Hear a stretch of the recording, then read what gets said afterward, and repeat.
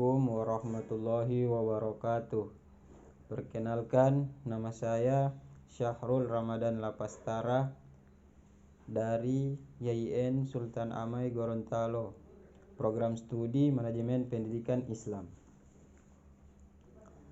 Baik, di sini saya akan menjelaskan hasil bacaan saya dari artikel yang kedua, yaitu logika berpikir dan ilmiah.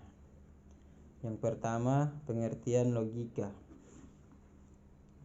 Logika berasal dari bahasa Latin, yaitu logos, yang berarti perkataan atau sabda.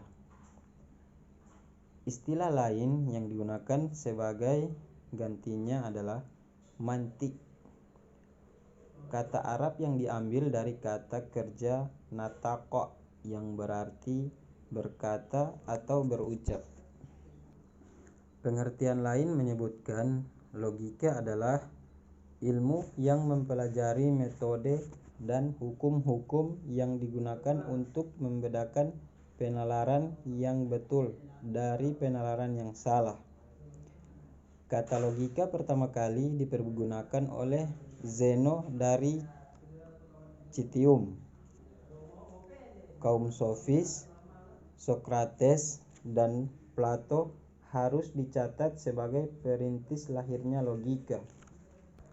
Logika lahir sebagai ilmu atas jasa Aristoteles, Theophrastus, dan kaum Stoa. Aristoteles pula meninggalkan 6 buah buku yang oleh murid-muridnya diberi nama Organon.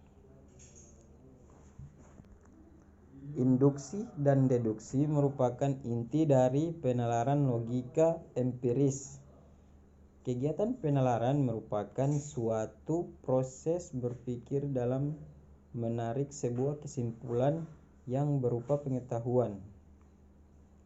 Sebagai satu kegiatan berpikir, maka penalaran itu memiliki ciri-ciri tertentu. Ciri yang pertama adalah adanya pola berpikir secara luas yang disebut juga logika.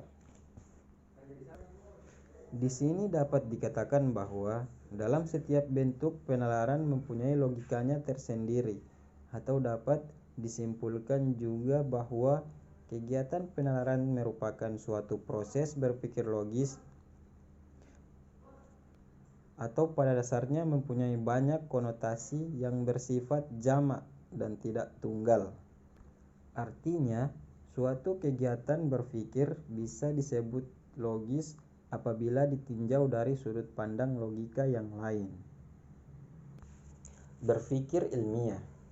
Berpikir secara ilmiah adalah upaya untuk menemukan kenyataan dan ide yang belum diketahui sebelumnya. Ilmu merupakan proses kegiatan mencari pengetahuan melalui pengamatan berdasarkan teori atau generalisasi. Ilmu berusaha memahami alam sebagaimana adanya dan selanjutnya hasil kegiatan, dan keilmuan merupakan alat untuk meramalkan dan mengendalikan gejala alam. Dalam menghadapi berbagai macam masalah di dunia ini, manusia akan menampilkan berbagai alat untuk mengatasi masalah pikirannya atau akal yang digunakan dalam mengatasi masalah yang senantiasa bersifat ilmiah. Jadi, pikiran itu harus mempunyai kerangka berpikir ilmiah, karena jika tidak, semua berpikir itu bisa tidak diartikan secara ilmiah. Menurut Profesor Mulder, berpikir ilmiah itu mengandung khasiat-khasiat tertentu, yaitu mengasah pokok permasalahannya. Berpikir ilmiah merupakan berpikir dengan langkah-langkah metode ilmiah, seperti perumusan masalah, pengajuan hipotesis, pengkajian literatur, menguji hipotesis, dan menarik kesimpulan. Dari semua langkah-langkah berpikir dengan metode ilmiah tersebut harus didukung dengan alat atau sarana yang baik, sehingga diharapkan hasil dari berpikir ilmiah yang kita lakukan mendapatkan hasil yang baik pula. Dalam berpikir ilmiah, seseorang harus memperhatikan dasar-dasarnya yang di dalamnya menyangkut apa, siapa, di mana, kapan, dan bagaimana. Biasanya hal itu digunakan untuk mencari rumusan masalah dan mencari solusi atau kesimpulan suatu masalah tersebut.